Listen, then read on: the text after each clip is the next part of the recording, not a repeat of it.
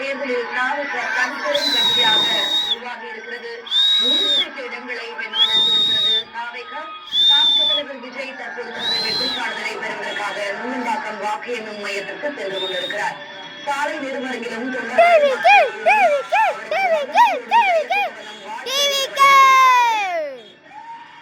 வாகனத்தின் அருகே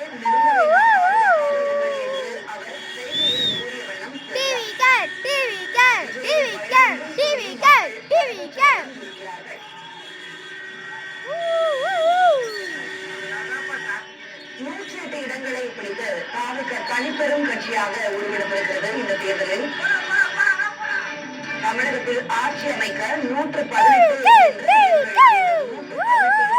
எந்த கட்சி அல்லது எந்த கூட்டணி பெறுகிறதோ அவர்கள் ஆட்சி அமைக்க தகுதியானவர்கள்.